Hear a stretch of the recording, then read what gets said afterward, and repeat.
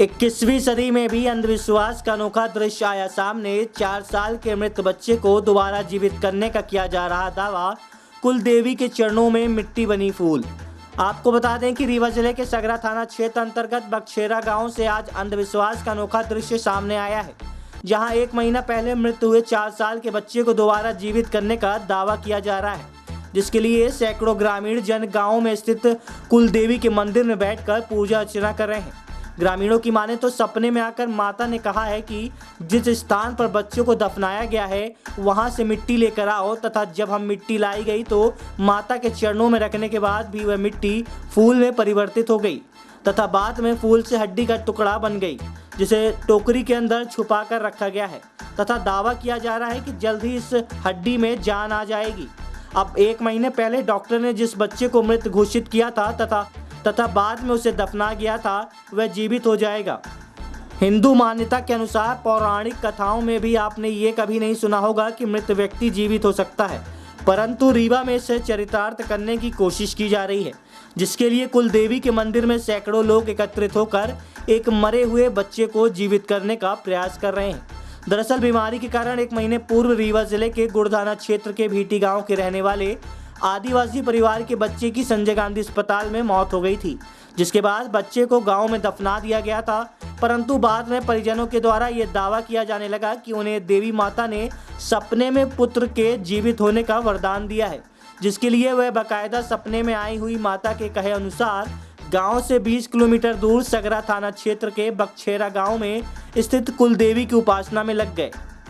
बताया जा रहा है कि देवी माता ने परिवारजनों के सपने में आकर कहा कि जहां पर बच्चे को दफन किया गया है वहां से उसके शरीर की मिट्टी लाकर कुलदेवी के मंदिर में माता के चरणों पर रख दो, जिसके बाद मृत बच्चे के परिवारजनों ने मिट्टी को देवी माता के चरणों में रख दिया। इसके बाद उस मिट्टी का फूल में परिवर्तित होने का दावा किया जा रहा है।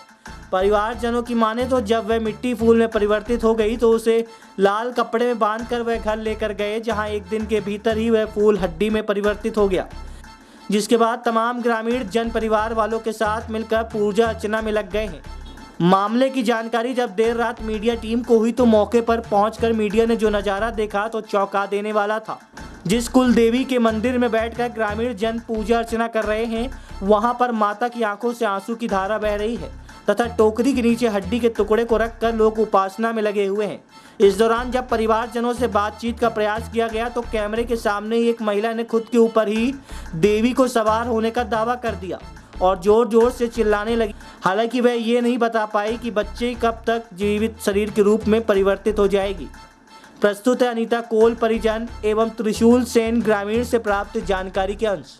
अनीता कोल। क्या हुआ है यहाँ पे, क्या किया जा रहा है? सर, माता ने हम लोग को बुलाया, हम लोग आए, माता से विनती किए, माता ने हमें एक फूल दिया और बोला जाओ वहाँ से थोड़ी सी मिट्टी लाओ जहाँ पे रख दिए थे। तो हम लोग गए वहाँ पे, हम लोग गए, इतनी सी मिट्टी लाए सर और माता के पास ला के रख दिए। माता के पास ला के रख दिए हमने, तो माता का आशीर्वाद था तो मिट्टी से इतनी बड़ी हड्डी हो गई। माता बोली जा इसे ले जा अपने घर, चुनरी में उड़ाकर भजन कीर्तन करना।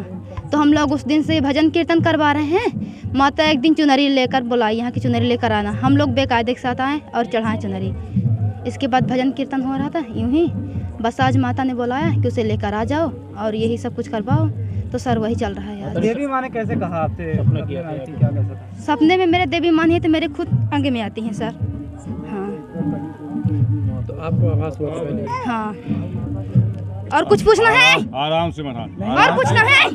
नहीं माता, नहीं बहुत और पूछना है? नहीं महारानी, नहीं, ये लोग क्या समझते हैं हमें? नहीं महारानी, अपना के मर्यादा बढ़ावे के नीता काहे की प्रज्वलित होई अपना दुनिया में अपना के नाव चला एक नीता का, गुस्सा के नीता नहीं महारानी। गुस्सा ना करी माता जी, सब अपना के सेवा में आए। बस माता जी अच्छा है। हम मरी कहते हैं। क्या मानना है आपका? बच्चा जीवित हो जाएगा? बिल्कुल जीवित हो जाएगा, माता का आशीर्वाद है। कब तक जीवित हो जाएगा? माता का आशीर्वाद कब है। तक बच्चा जीवित हो जाएगा? माता से जाके पूछ जा, ये तो शारदा माता ही बताएगी।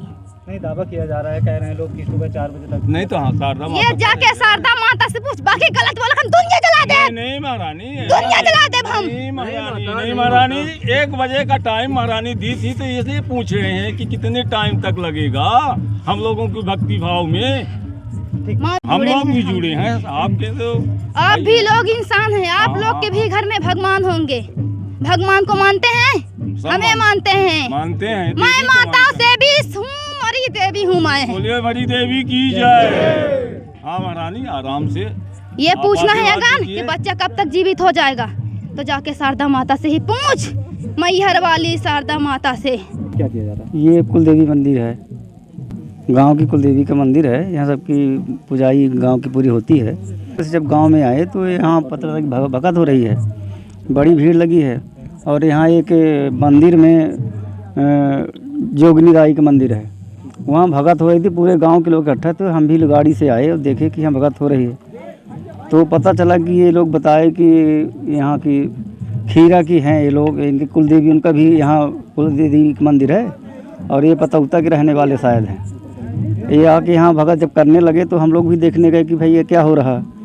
तो ये बताए कि उनके यहाँ कोई बच्चा पैदा हुआ था और वो बच्चा एक्सपायर हो गया, उसको दफना दिए। और दफनाने के बाद उनको सपना हुआ कि ये बच्चा अगर वहाँ की कुलदेवी का मृतिका लाई जाए, मृतिका लाने के बाद इनका बच्चा जीवित हो जाएगा। इसलिए हम लोग यहाँ भगत करने आए, ऐसे ये लोग सब बता रहे थे।